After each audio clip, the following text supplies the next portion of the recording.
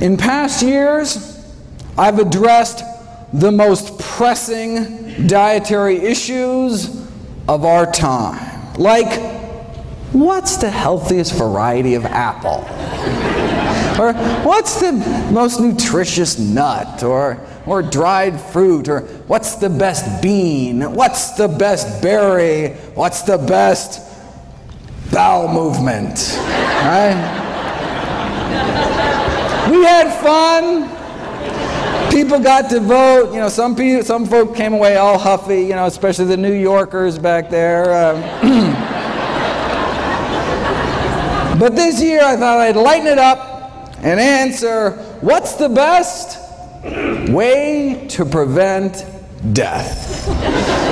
Every year, the CDC updates the latest leading causes of death in the United States. So let's start at the top and go down the list, see what's new in each category. Heart disease, number one, the 35-year follow-up of the Harvard Nurses' Health Study just published. Now, the most definitive long-term study on older women's health we have. Since the study started, thousands of participants died, but that allowed them to study the risk factors for mortality. Because heart disease was the leading cause of death, it comes as no surprise that dietary cholesterol intake, right, was a significant risk factor for dying. The second leading cause was smoking-related cancer deaths. But what's so neat about this study is that it's a competing risks analysis. Right? So it allowed them to compare different risks to one another. So consuming the amount of cholesterol found in just a single egg a day appears to cut a woman's life short as much as smoking 5 cigarettes a day for 15 years. The most protective behavior they found was fiber consumption. Eating just a cup of oatmeal's worth of fiber a day appears to extend a woman's life as much as 4 hours of jogging a week.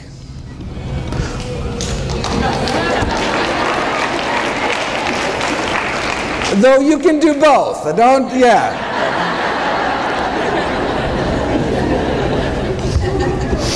So it's worth noting that, look, the intake of cholesterol only found in animal foods was associated with living a shorter life, and the intake of fiber only found in plant foods associated with living a longer life. The one specific food most tied to longevity was nuts. You also appear to get 4 hours of weekly jogging benefit eating just 2 handfuls of nuts a week. All right. Yeah, heart disease, number one cause of death, but what if your cholesterol is normal? Right? Hear that all the time from patients, right? Have to break it to them. Look, having a normal cholesterol in a society where it's normal to drop dead of a heart attack, not necessarily a good thing. And remember, it's our number one killer, right? In a huge study last year, most heart attack patients fell within the recommended targets for cholesterol, demonstrating that the current diet guidelines are just not low enough to cut heart attack risk. Close to half of heart attack victims had cholesterol levels classified in the guidelines as optimal, though I'm not sure their grieving spouses and orphan children will take much comfort in that fact. What is considered optimal is still way too high. Yeah, having a below average cholesterol, reduces your risk, but as the editor-in-chief of the American Journal of Cardiology wrote more than a decade ago, it's time to shift, right, from just decreasing risk to actually preventing and reversing, arresting atherosclerosis. We don't want low risk, we want no risk. How do you do it? Well, for the buildup of plaque in our arteries to cease, it appears that we have to get our total cholesterol down to be about 150, right? In other words, the cholesterol must be lowered to that of your average pure vegetarian.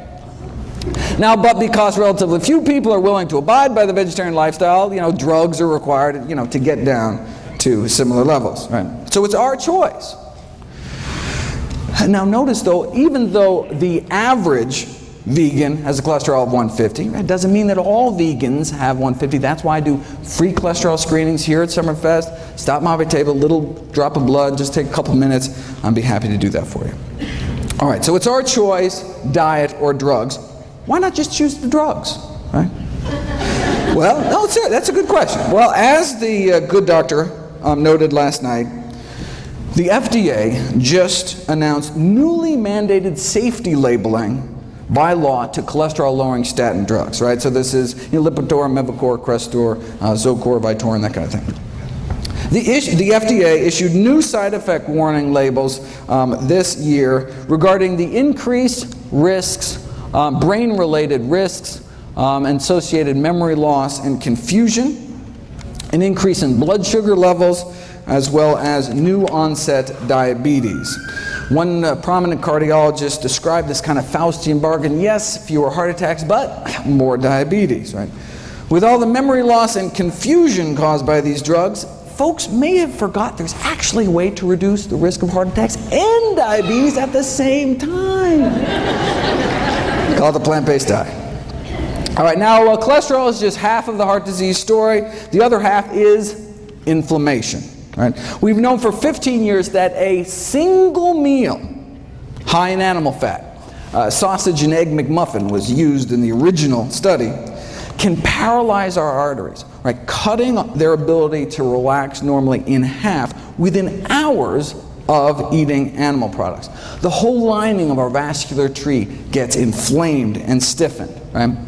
And just as that inflammation, so here's hours, right? 1, 2, 3, 4, 5, 6. Just as that inflammation, right? Just as that crippling of our arteries starts to finally calm down after 5 or 6 hours, lunchtime, right? And then we may whack our arteries with another load of meat, eggs, or dairy, right? And so most people are in this chronic state of low-grade inflammation, increasing risk for these inflammation-related diseases like heart disease, cancer, diabetes, one meal at a time.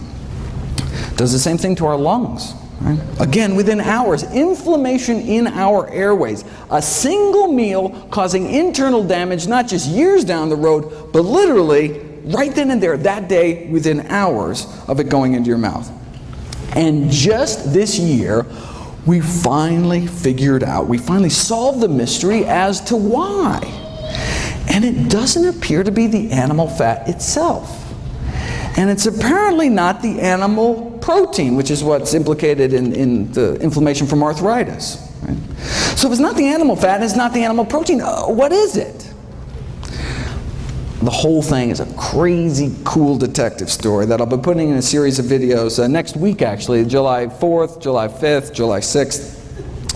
But I'll just cut to the chase, spoiler alert. After a meal of animal products, people suffer from endotoxemia. Their bloodstream becomes awash with bacterial toxins, known as endotoxins, that are present in the animal products. So, I mean, no wonder our body goes crazy. These dead meat bacteria toxins aren't destroyed by stomach acid, aren't destroyed by pancreatic enzymes, right? Aren't destroyed by cooking. They tried boiling meat for hours, still didn't work. So these bacterial toxins were found to be highly resistant to cooking and our body's best attempts at acid and enzyme digestion. Now, the animal fat actually does play a profound role in this whole process by ferrying the bacterial toxins present in the meat through the gut into our system. So the reason animal products trigger immediate inflammation appears to be because they're so loaded with bacteria that can trigger inflammation dead or alive, even if they're fully cooked. Right? And then saturated animal fat then boosts the absorption of these toxins into our bloodstream. So now that we know what's going on, what do we have to do? Well, from a 2012 follow-up, well, the most obvious solution to this metabolic endotoxemia, okay, well, we can reduce saturated fat intake, which in this country is mostly cheese and chicken, but the Western diet is not conducive to this mode of action, and it is difficult for patients to comply with this request. Right? So what, let's not even tell them, right? I mean, this patronizing attitude in the medical profession of, oh, patients won't change their diet or stop smoking. I mean, even if it's going to kill them, you know, so why bother, right? That attitude may be one of the real leading causes of death. But let's get back.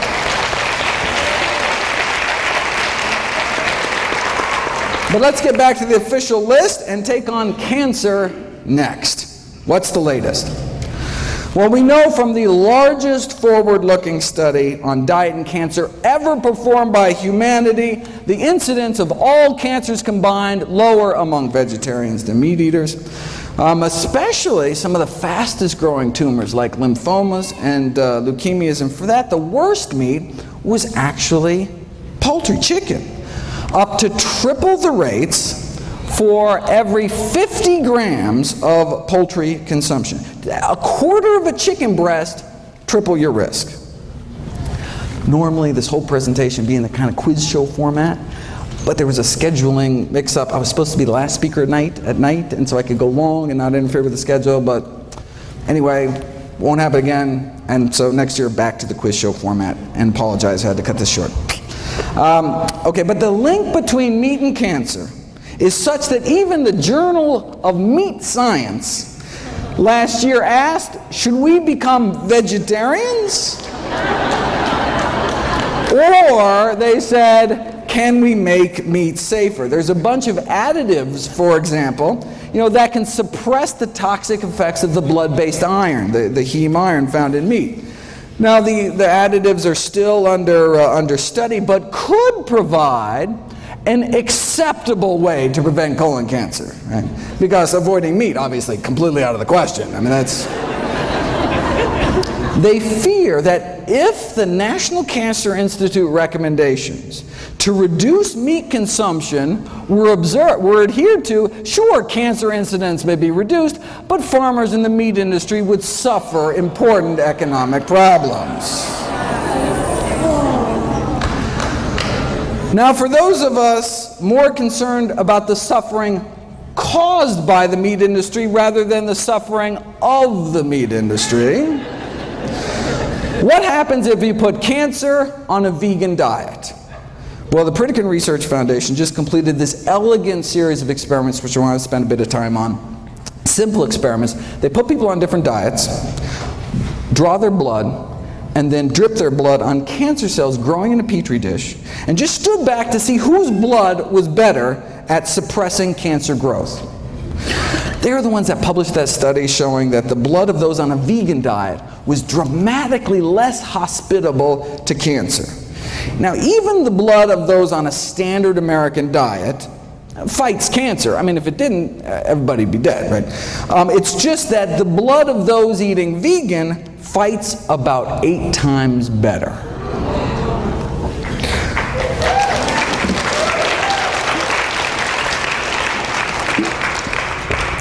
The blood of those on a standard American diet suppresses cancer growth by about 9%. You put people on a plant-based diet for a year, though, and their blood just tears it up. Right?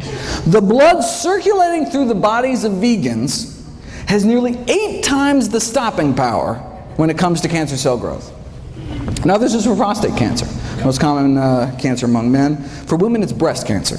So the Pritikin researchers tried duplicating this study with women using breast cancer cells instead. Now, they didn't want to wait a whole year to get the results, so they figured they'd try to see what a plant-based diet could do in just 2 weeks against 3 different types of human breast cancer.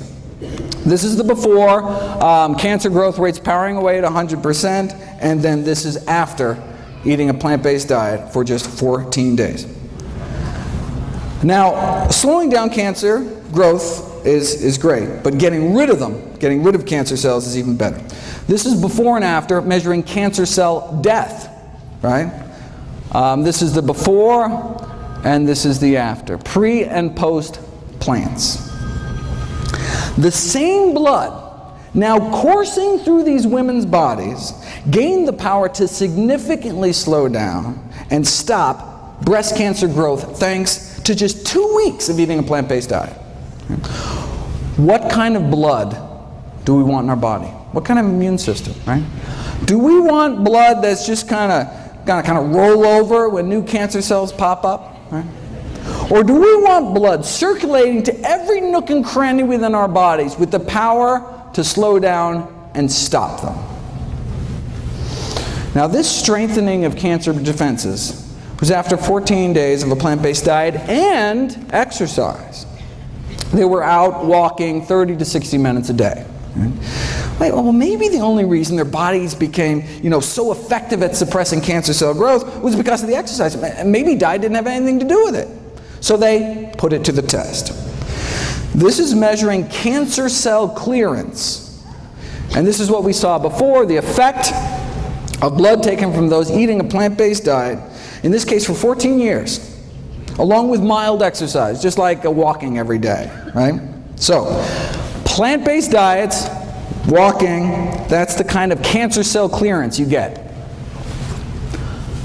Now, compare that to the cancer-stopping power of your average sedentary. You see this little burger, apple? Oh, sorry, I can't. All right.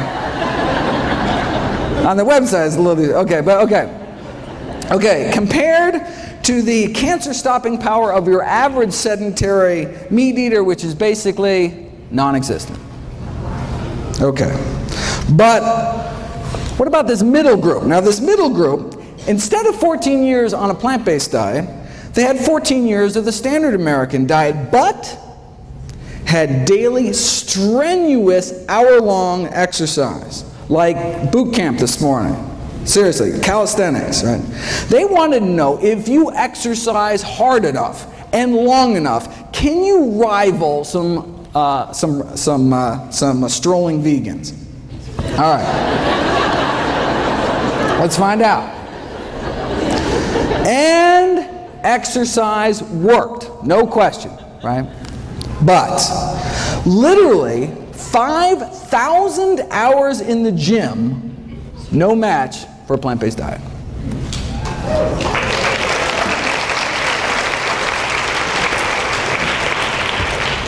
Here's an actual photomicrograph of cancer cells stained so that they release light when they die. Right? As you can see in the control group, there are a few cancer cells dying. Right? Even if you're a couch potato eating fried potatoes, your body's not totally defenseless. But here's the hardcore strenuous exercise group. Right? Cancer cells dying left and right. But nothing appears to kick cancer butt more than a plant-based diet. Why, though? Some people don't care, but I'm always curious. All right, how does a simple dietary change, right, make one's bloodstream so inhospitable to cancer after just a few days? We didn't know until last year, when they sought to determine the underlying mechanisms for these anti-cancer effects. All right. And it is a wild story. I have a whole series of videos coming out about it. The story involves little people and big dogs and little dogs. It involves marshmallows, tinker toys, cannibalism, and vegan bodybuilders. From beefsteak to beefcake. I wish I had time, believe me. But the videos will be up soon. Bottom line, the answer to the Pritikin puzzle is IGF-1, insulin-like growth factor 1, is the cancer-promoting growth hormone involved in every stage of cancer growth, spread, metastases, cancer invasion. But you put people on a plant-based diet, and their IGF-1 levels, plant-based diet, go down. And if they continue to be on a plant-based diet, this is just after a few weeks, if you're on a plant-based diet long-term, levels drop even further. And their IGF-1 binding proteins go up. That's one of the ways our body suppresses cancer growth. Protect itself from cancer. Protect itself from excessive growth by releasing this binding protein into the bloodstream to bind up, to tie up IGF-1. It's like our body's, kind of emergency brake. Yes, in as little as 11 days, right? A plant-based diet can reprogram your body to bring down IGF-1 production, right? But what about all the IGF-1 that's circulating from the, bacon and eggs you ate last week, right? So the liver releases the snatch squad of binding proteins to tie up, to take all this IGF-1 out of circulation. And as you can see, it just gets better with time the longer we eat healthy. Here's the experiment that nailed IGF-1 as the villain. All right, same as last time. Go on a plant-based diet, and cancer cell growth rates drop dramatically, right? And cancer cell death shoots up. Already saw that. But then, here's the kicker. Right? What if you added back to the cancer the exact same amount of IGF-1 banished from your body by eating a plant-based diet? Eating plant-based diet goes back. Let's take that same IGF-1, add it back to the cancer, and see what happens, and it erases the diet and exercise effect. It's as if you never started eating healthy at all. Right? So that's how we know that lowering animal product consumption leads to lower IGF-1, which leads to lower cancer growth. But how low does our animal product consumption have to go? And how plant-based do our diets have to get? Well, let's look at the IGF-1 levels of meat eaters compared to vegetarians compared to vegans. Right? Does a plant-based diet, is it better at lowering circulating levels of IGF-1 compared to a meat-eating diet or a lacto-ovo diet? And this is what they found. Right? Only the vegans, so meat eaters, vegetarians, vegans, only the vegans had significantly lower levels, and the same relationship was found with IGF-1 binding protein levels, right? That's what we want higher. Again, we got nothing here.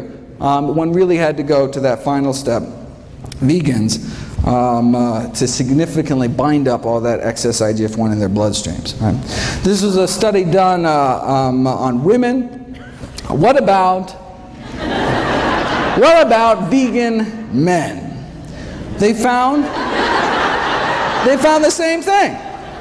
So even though vegan men tend to have significantly higher levels of testosterone than both vegetarians or meat eaters, which actually can promote the growth of prostate cancer. But the reason a vegan diet can actually reverse the progression of cancer, which I've shown you in previous years, the Dean Ornish work, may be because of how low their IGF-1 levels are. So high testosterone, but still low cancer in the vegans. The bottom line is that male or female, right, just eating a vegetarian diet did not seem to cut it, right? Didn't do your body many favors. Right? Looks like to get that significant drop in that cancer-promoting growth hormone levels, one really has to move towards eliminating animal products altogether.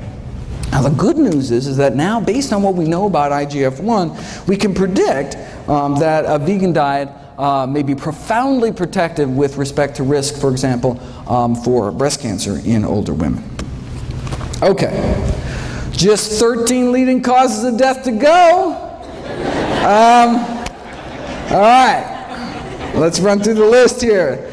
The top 3 killers used to be heart disease, cancer, stroke. Oh, that is so 2011. Now it's heart disease, cancer, and COPD, like emphysema. All right.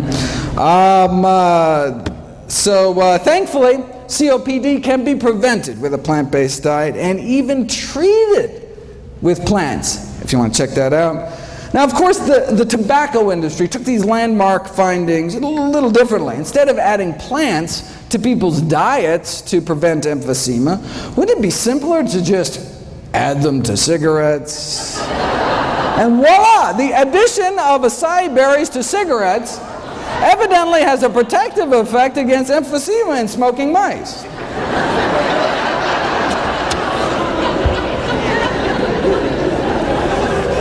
Next, they're going to start putting berries in meat, right? I couldn't make this up, people. Look at this. Adding fruit extracts to burgers, right?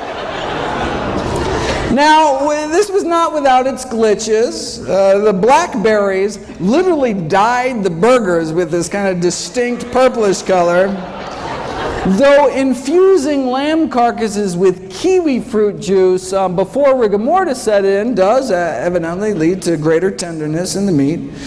And it is possible to improve the nutritional profile of frankfurters by adding ground up grape seeds, though there were complaints that the grape seed particles, right, were visible in the final product. And look, if there's one thing we know about hot dog eaters, it's that they're picky about what goes in their food. Right?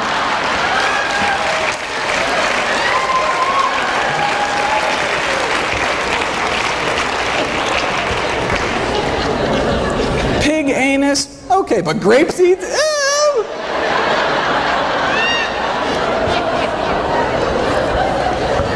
Preventing strokes. Number 4.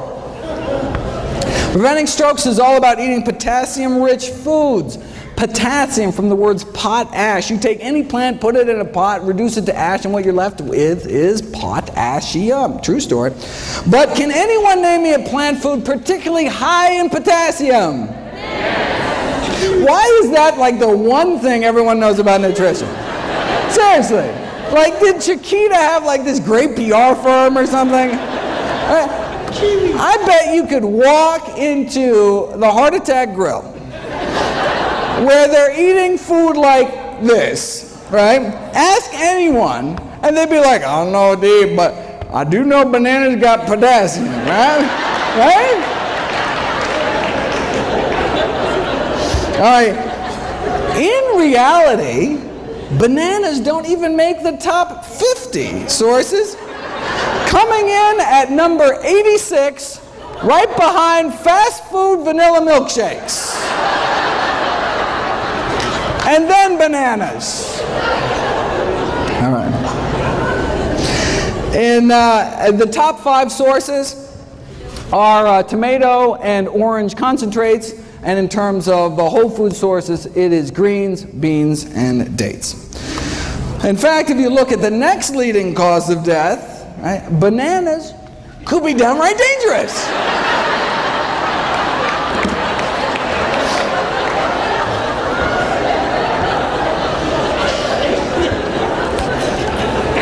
Alzheimer's.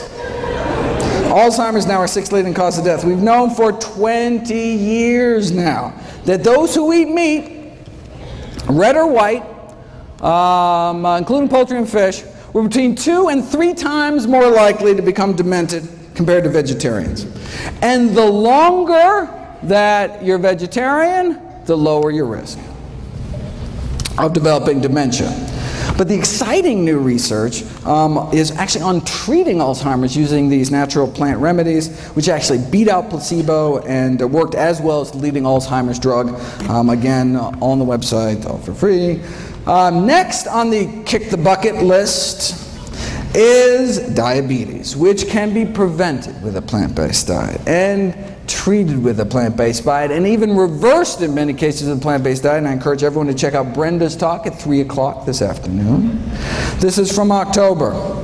Those eating vegetarian had significantly lower rates than meat eaters, right? But it was the vegans that did the best. And this is the surprising thing, this was after controlling for obesity, right? Sure, vegans got lower diabetes rates, right? They're so skinny, right? But even at the same weight, vegans have just a fraction of the diabetes risk, right? Why are vegans on average so slim? Well, obesity is so rare among those eating plant-based diets. Nutrition researchers have been desperate to try to uncover the secret. Yes, they eat fewer calories, right? But not that many fewer.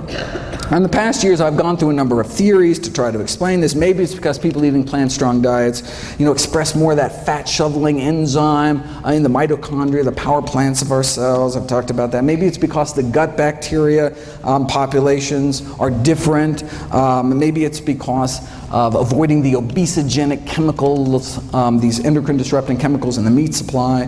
There's an obesity-causing virus in poultry that may even be playing a role. We're not sure. Theories keep coming. Here's the latest theory. Maybe it's the propionate. Right? After all, what's one things that's only in plant foods? fiber, right? Animals have bones to hold them up, plants have fiber to hold them up, right? Now we say, I thought fiber was defined as our inability to digest it, right? Well, true, we can't break down fiber, but the gazillions of good bacteria in our guts can. And what do they make with it? They make propionate, which gets absorbed into our bloodstream. So technically we can digest fiber, but just not without a little help from our little friends. But what does propionate do? Well, it inhibits cholesterol synthesis. That's good. It also appears to have what's called a hypophagic effect, meaning it helps us eat less by apparently slowing the emptying of our stomachs, which makes us feel fuller longer. Propionate regulates food intake, or whether it's because it slows the generation of new fat cells, but it results in this overall anti-obesity effect. And we can actually boost the populations of these good bacteria in our guts without taking probiotics, just by eating vegetarian, right? Because we're feeding our little friends with fiber. Animal foods also tend to be calorically dense. For example, to walk off the calories found in a single pat of butter, you'd have to add an extra 700 yards to your evening stroll that day, right? Or a quarter-mile jog to each sardine we put in our mouth, right? And that's just the edible part, right? And any who choose to eat 2 chicken legs better get out on their own 2 legs and go run an extra 3 miles that day to outrun weight gain, right? And that's for steamed chicken, skin removed. Here's the latest. Meat consumption and prospective weight gain, right? We're talking hundreds of thousands of men and women studied across 10 countries with weight gain measured over a 5-year period. What did they find? Total meat consumption associated with weight gain in men and women. The conclusion is that the decrease in meat consumption may improve weight management. And this was after controlling for initial weight and physical activity, education level, smoking status, total energy intake. What? That's the kicker. This was after controlling for calories, right? The link between meat and weight gain remained even after controlling for calories, meaning you have 2 people eating the same number of calories, the one eating more meat may gain more weight. They even calculated how much more. Intake of 250 grams of meat a day, which is nothing compared to what the U.S. Eats, will lead to an annual weight gain of 422 grams, higher than the weight gain experienced with the same calorie diet with lower meat content. Right? After 5 years, the weight gain would be about 5 pounds more. So same calories, yet 5 pounds heavier eating meat. And steak was nothing. The strongest relationship between annual weight gain was observed for poultry. Right? Let's say you start out at a normal weight, eat a hamburger every day. Right? Well, this is how much extra weight you'd gain in addition to the calories that are present.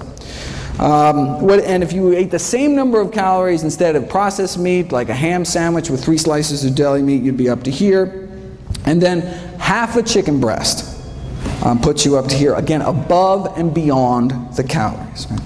In conclusion, our results indicate that meat intake positively associated with weight gain. This persisted after adjusting for energy intake, and therefore we're in favor of this public health recommendation to decrease meat consumption for health improvement. For more, make sure to check out the meat industry's take on this study, very interesting, as well as PCRM's wonderful work trying to put a vegan diet to work in a corporate setting. Kidney failure, 8th leading cause of death, can be prevented with a plant-based diet, can be treated with a plant-based diet. Why? Because our kidneys are highly vascular organs, right? That's why kidneys look so red inside. Right? Our 2 little kidneys filter through our entire bloodstream.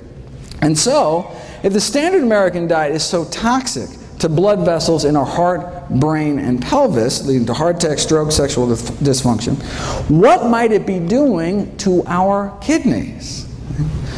Long story short, Harvard researchers found 3 significant risk factors for declining kidney function, meaning you start to lose protein out of your urine. Your body's not supposed to be peeing out its protein.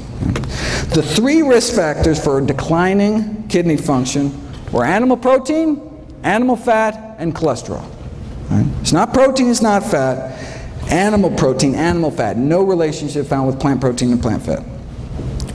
Not only do vegans appear to have better kidney function, but dramatic improvements were found treating kidney failure patients with pure vegetarian diets after just 1 week. All right. Leading killer number 9 is people dying from respiratory infections. Check out my video, Kale and the Immune System, talking about the immunostimulatory effects of kale. Is there anything kale can't do? And if you look at my video, Boosting Immunity Through Diet, which is actually, if you can see this, June 28th, this is just the video of the day that went up on Wednesday. You can see that eating just a few extra fruits and vegetables can significantly improve one's immune response to pneumococcal pneumonia. Suicide is number 10. Now, last year at Summerfest, I talked about improving mood through diet. We know vegetarian diets have been associated with healthier mood states, but you don't know if it's cause and effect until you put it to the test. And that's what was done this year. You take regular meat eaters and you remove meat, fish, poultry, and eggs in this study from their diets. And you can see a significant improvement in mood scores after just 2 weeks. I mean, it can take drugs like Prozac, months to take effect. In fact, the way drugs like Prozac work is they boost the levels of the so-called happiness hormone serotonin. Did you know that there is serotonin in plants? I had no idea. I certainly didn't. But there's serotonin and dopamine and all sorts of human neurotransmitters in plants. So much so, there's been a call to start treating depression with high-content sources of serotonin. Like plantains, pineapples, bananas, kiwis, plums, and tomatoes. Right? And what's the what's the side effects? You get a little seed stuck in your teeth or something? Right? Maybe that's why high intake of fruits, vegetables, mushrooms, and soy associated with decreased prevalence of depression. Right? Maybe that's why improved behavior in teenagers was significantly associated with higher intakes of leafy green vegetables and fresh fruit. Right? For more, keep an eye out for my videos on the wrong way to boost serotonin, which is by these tryptophan supplements, a better way to raise serotonin to fight things like premenstrual depression, and then the best way, as reported in this double-blind, placebo-controlled crossover study on the successful use of butternut squash seeds in the treatment of social anxiety disorder, for example. Right? Amazing. How might a plant-based diet prevent systemic infections? Well, meat-borne bacteria can directly invade one's bloodstream through the intestinal wall, or in women can creep up into their bladder. Just this month, June 2012, we have direct DNA fingerprinting proof, finally, right, that women eating meat are getting urinary tract infections from eating meat contaminated with fecal bacteria that then crawl up into their bladder. Right? And chickens are the most likely reservoir. Wait a second. You can't sell unsafe cars. You can't sell unsafe toys. How is it legal to sell unsafe meat? Well, they do it by blaming the consumer. Right? As one USDA poultry microbiologist said, raw meats are not idiot-proof. They can be mishandled, and when they are, it's like handling a hand grenade. You pull the pin, someone's going to get hurt. See, if we get sick, it's our fault. Right? Now, while some may question the wisdom of selling hand grenades in supermarkets, the USDA poultry expert disagrees. Says, I think the consumer has the most responsibility, but just refuses to accept it. Right? It's like a car company saying, yeah, we installed faulty brakes, but it's your fault for not putting your kid in a seatbelt. Right? A director at the Centers for Disease Control responded famously to this kind of blame the victim attitude from the meat industry Is it reasonable, she asked, if a consumer undercooks a hamburger that their 3-year-old dies? Is that reasonable? Not to worry though, the meat industry's on it. All right, they just got FDA approval for a bacteria-eating virus to spray on the meat. Now, some have raised concerns about these so-called bacteriophages, such as the possibility that these viruses can spread toxin genes between bacteria, which wouldn't go good, especially given the difficulties in preventing large numbers of these viruses from being released into the environment from the slaughterhouses. All right. Now, it could also allow the meat industry to become more complacent about food safety, right? If they know they can just kind of spray some viruses on at the end, right? Similar to the quick fix argument about irradiation. From the industry point of view, right, who cares if there's fecal matter in the meats, as long as you can just blast it at the end with enough radiation, right? Now, the meat industry is concerned that consumer acceptance of these bacteria-eating viruses may present somewhat of a challenge to the food industry. Not that they'd ever be labeled, of course. But if they think that's going to be a challenge, check out their other bright idea. The effects of extracted housefly pupae on chilled pork preservation. This is a sciencey way of saying they want to smear a maggot mixture on the meat. Now, it's a low-cost, simple method. Think about it. Maggots thrive on rotting meat, yet there have been no reports of maggots having any serious diseases. Not that anyone's really checked, but, I mean, right? Indicating that they have a strong immune system, right? They must be packed with some kind of antibacterial properties, otherwise they die themselves eating rotting meat. All right. So, they took maggots that were 3 days old, washed them, dried them, kind of toweled them off, put them in a tissue blender, kind of a little Vitamix action there, and then voila, safer meat.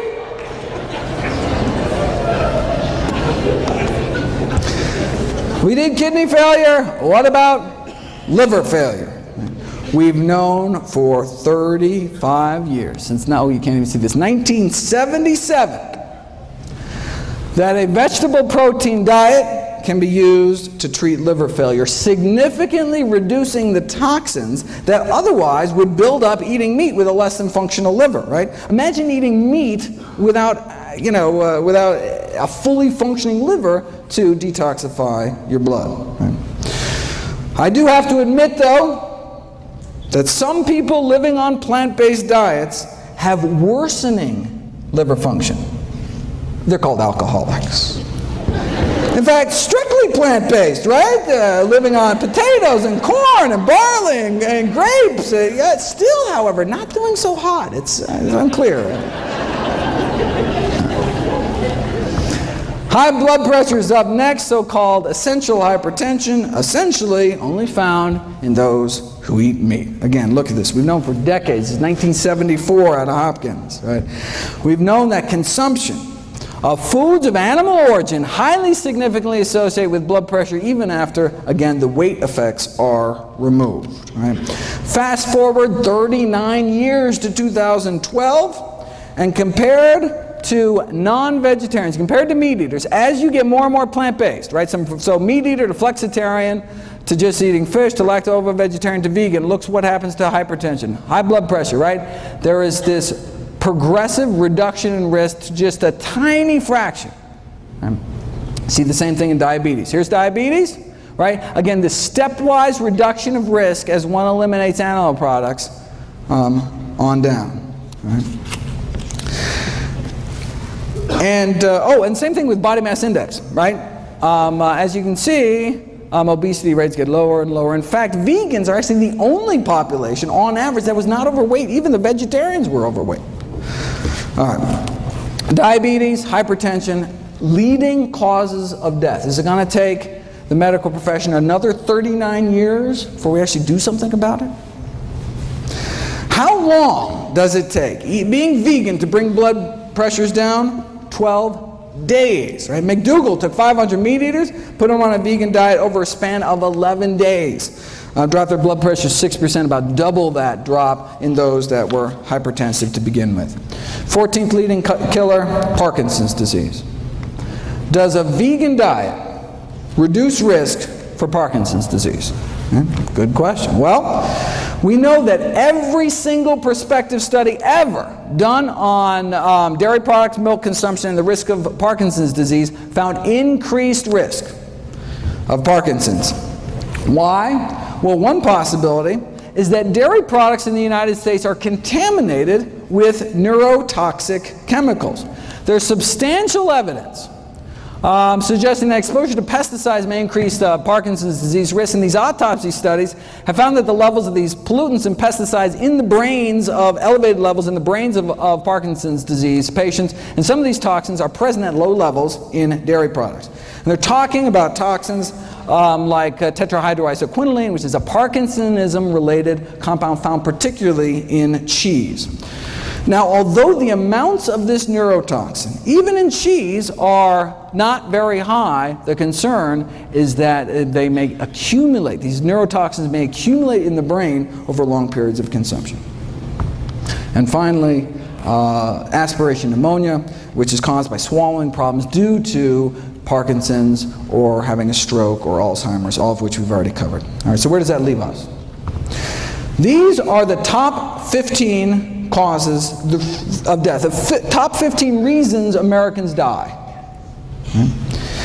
And a plant-based diet can help prevent nearly all of them, can help treat more than half of them, and in some cases even reverse the progression of disease, including our top 3 killers.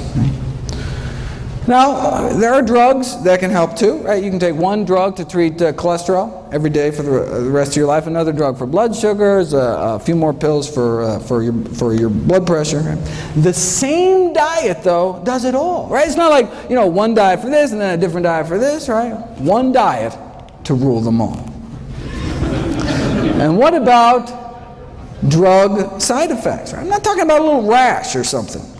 Prescription drugs kill more than 100,000 Americans every year. And I'm not talking about medication errors, not abuse, not overdose. We're talking, this is just deaths from side effects, so-called ADRs, adverse drug reactions to prescription drugs. Wait a second, 100,000 deaths a year? That means, let's go down the list. Whoa, that means that the 6th leading cause of death in the United States is doctors. The 6th leading cause of death is me. Thankfully, I can be prevented with a plant-based diet.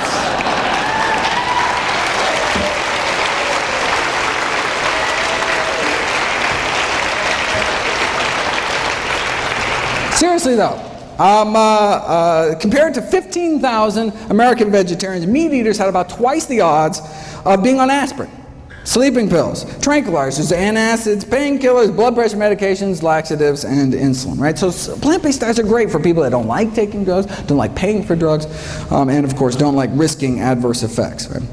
Now this study did show that plant-based diets have their own side effects. Side effects include a lower risk of chronic disease, fewer allergies, fewer surgeries. We're talking fewer varicose veins and hemorrhoids, even fewer hysterectomies. And we're not talking just the big killers, right? Not just less heart disease, cancer. This is the longest study on vegetarians in human history. Not just less heart disease and stroke and high blood pressure and diabetes, but less diverticulosis, less, if you can read this, less diseases overall. Right? That's the side effects of a plant-based diet, less disease overall. Here's the allergies thing. Again, longest running study on vegetarians in history. Women who eat meat compared to vegetarians appear to have a 30% greater risk of reporting chemical allergies, 24% asthma, more drug allergies, even more bee sting allergies, 15% more hay fever. A new side effect of plant-based diets we just learned about last year, fewer cataracts. Right? That's what we get. fewer cataracts, the leading cause of blindness and vision loss. Compared to those just eating a single serving of meat a day, right, in one meal, those eating half a serving a day drop the risk 15%. Just eat fish, dropped about 21%. Get rid of fish, drop 30%. Get rid of eggs and dairy, full 40% drop in risk. Right. And that's all in addition to my favorite side effect of plant-based diets, helping to prevent 15 out of our 16 top killers. Want to solve the healthcare crisis? I've got a suggestion. Imagine if our nation embraced a plant-based diet. Right? Imagine if we just significantly cut back on meat. Well, there's actually one country that did it. After World War II, Finland joined us and started packing on the meat, eggs, and dairy. And by 1970s, the mortality rate from heart disease of Finnish men was the highest in the world, even put us to shame. So, look, they didn't want to die, so they got serious. Heart disease is caused by high cholesterol. High cholesterol is caused by high saturated fat intake. So the main focus of the strategy was to reduce the high saturated fat intake in the country. So this means here that's cheese, chicken, cake, and pork, basically. All right.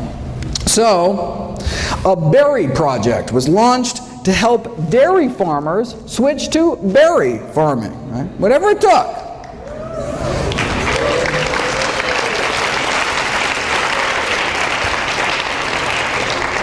And indeed, many farmers did switch from dairies to berries. They pitted villages against each other in these friendly cholesterol-lowering competitions to see who could do the best. All right, so how'd they do? All right. Look, on a population scale, even if mortality rates drop, 5%, I mean, that could save thousands of lives, right? But remarkably great changes took place. An 80% drop in cardiac mortality across the entire country. 80% drop in heart disease deaths. With such greatly reduced the rates of cardiovascular and cancer mortality, the all-cause mortality was basically almost cut in half, leading to 7 more years, men are living 7 more years, 6 more years for women. Right? And look, this is just cutting down on animal products. Now vying for the world record for heart disease deaths, of course, the United States of America. So why doesn't our government make these same recommendations? Well, I've got this whole series of videos on the conflicts of interest within the U.S. Dietary Guidelines Committees. They're the ones that make the recommendations, right? And indeed, whether they're funded by candy bar corporations or the Sugar Association, right? Or a member of McDonald's Council on Healthy Lifestyles, serving on Coca-Cola's Beverage Institute for Health and Wellness. And notice, we only know about this thanks to a PCRM lawsuit against the USDA. Very impressive. Very good.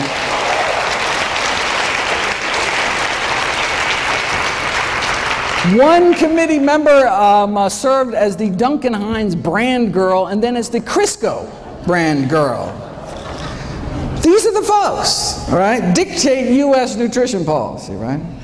If you read the official dietary guideline recommendations, you'll note that there is no discussion at all of the scientific research on the health consequences of eating meat. Why? Because if the committee actually discussed this research, it would be unable to justify its recommendation to eat meat at all, as the research would show that meat increases the risk for chronic diseases, contrary to the purpose of having dietary guidelines in the first place, right? Thus, by simply ignoring the research, the committee is able to come to a conclusion that would otherwise look improper. Right? All right. So they can't even talk about the science. Right? We know that a plant-based diet, fruits, vegetables, whole grains, legumes, no meat, reverses heart disease, completely prevents death from heart disease, slows the progression of cancer, and the almost identical diet promoted by the World Cancer Research Fund prevent cancer based on the largest review of scientific studies to date. But again, right, they can't even talk about the science because how could they justify anything but a plant-based diet? Let me end with what's probably the best summary of nutrition policy in the United States that I've ever seen. The new dietary guidelines have been released. Right? They tell us to eat healthier, but not as healthy as to noticeably affect any corporate profits. Thank you very much.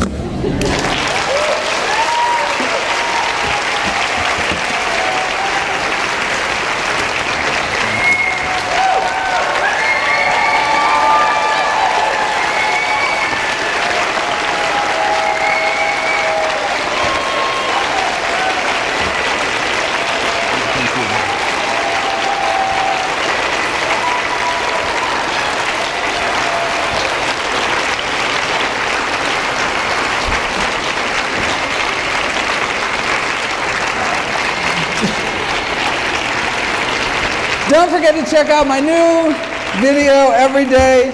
Please share the site with friends and family. Buy them all DVDs, all proceeds to charity. And remember, please feel free to stop by for a free cholesterol check. See everybody there. Thank you, Doctor.